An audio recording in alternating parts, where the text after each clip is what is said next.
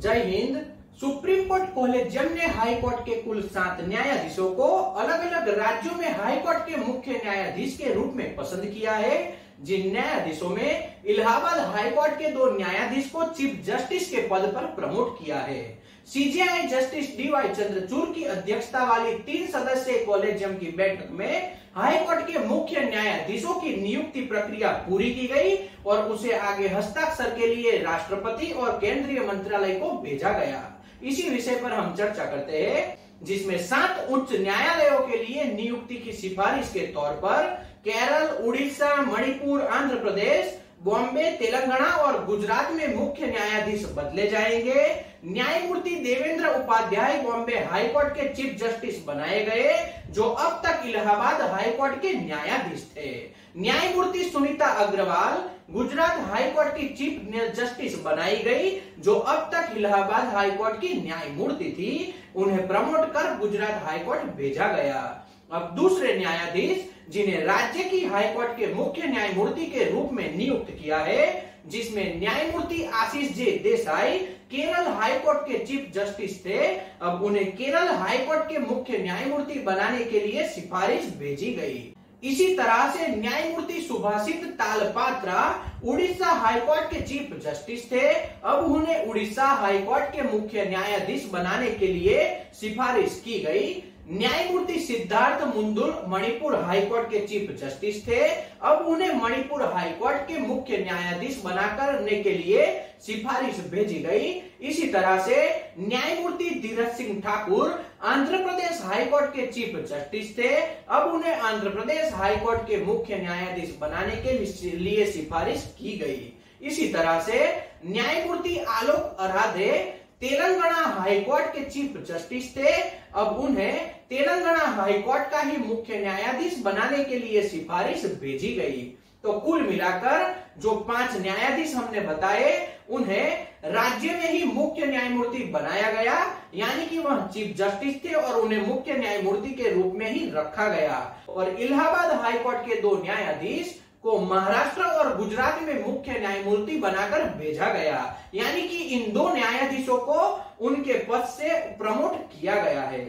अब जिन दोनों न्यायमूर्ति को सुप्रीम कोर्ट की कोलेजियम के द्वारा इलाहाबाद हाई कोर्ट से महाराष्ट्र हाई कोर्ट और गुजरात हाई कोर्ट के मुख्य न्यायमूर्ति के लिए चयन किया गया, उन दोनों न्यायमूर्ति के विषय में थोड़ी जानकारी लेते हैं। उनका जन्म कब हुआ, उन्होंने कब एलएलबी खत्म किया, कब उन्होंने वकालत की और कैसे जज बने। जस्टिस डी के उपाध्याय अपने कई अहम फैसलों के लिए जाने जाते हैं। इनका जन्म 16 जून 1965 को हुआ था। उन्होंने लखनऊ विश्वविद्यालय से कानून की डिग्री प्राप्त की, फिर 1991 में यूपी बार काउंसिल में एक वकील के रूप में नामांकित हो गए। अपनी कानूनी प्रैक्टिस के दौरान उन्होंने नागरिक और संवैधानिक मामलों में विशेषता हासिल की, यानी कि सभी वकीलों में अलग से उभर के आए। फिर उन्हें कानूनी ज्ञान को देखते हुए 21 नवंबर 2011 को इलाहाबाद उच्च न्यायालय के न्यायाधीश के रूप में नियुक्त किया गया।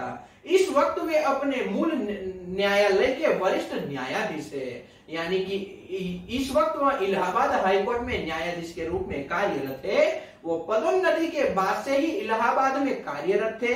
उन्हें उच्च न्यायालय में न्याय प्रदान करने में 11 सालों से अधिक अनुभव प्राप्त हो चुका है और अब वह अपनी सेवा देने के लिए महाराष्ट्र हाई कोर्ट में मुख्य न्यायमूर्ति बनाकर महाराष्ट्र भेजे जा रहे हैं।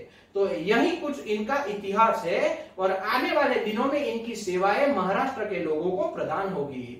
अब बात करते हैं जस्टिस सुनीता अग्रवाल की। सुनीता अग्रवाल का जन्म 30 अप्रैल 1966 को हुआ था। साल 1989 में अवध विश्वविद्यालय से कानून में स्नातक की उपाधि उन्होंने प्राप्त की।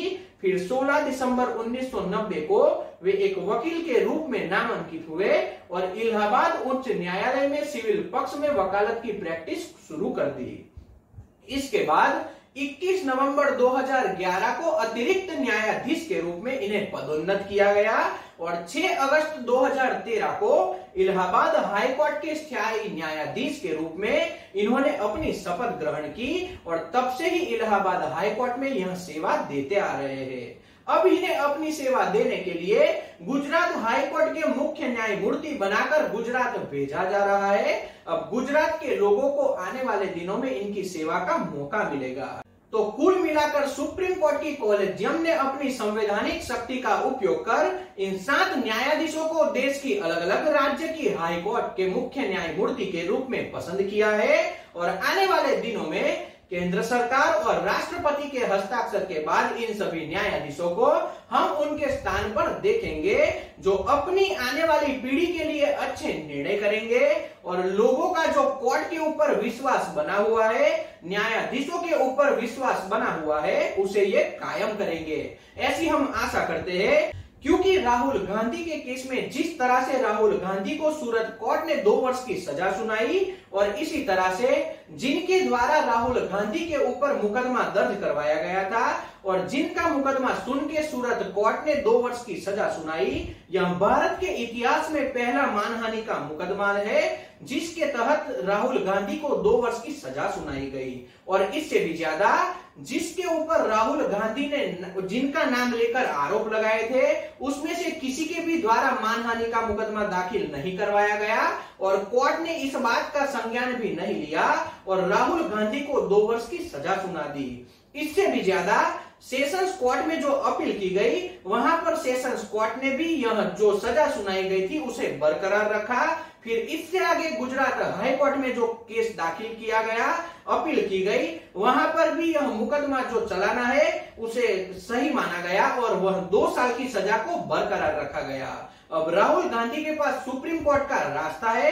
अगर सुप्रीम कोर्ट उन्हें निर्दोष छोड़ती है तो हम ऐसा मान सकते हैं कि भारत में कहीं ना कहीं न्याय तंत्र अभी भी जीवित है, न्यायालय अभी भी अच्छे से कार्य कर रहे हैं। क्योंकि एक बात है, मानहानि के मुकदमे में किसी को भी 2 वर्ष की सजा नहीं हुई, लेकिन हम फिर भी मान लेते हैं कि कोर्ट ने 2 वर्ष की सजा जो कानून में प्रावधान है उसके मुताबिक सही से सुनाई है। लेकिन सबसे बड़ा प्रश्न है, जिनके ऊपर आरोप लगे थे, जिनके ऊपर आक्षेप किए गए थे, उसमें से किसी भी व्यक्ति ने मानहानि का मुकदमा दाखिल नहीं करवाया, फिर भी न्यायाधीश के द्वारा इन्हें 2 वर्ष की सजा सुनाई गई, तो कहीं ना कहीं दाल में कुछ काला दिखाई देता है।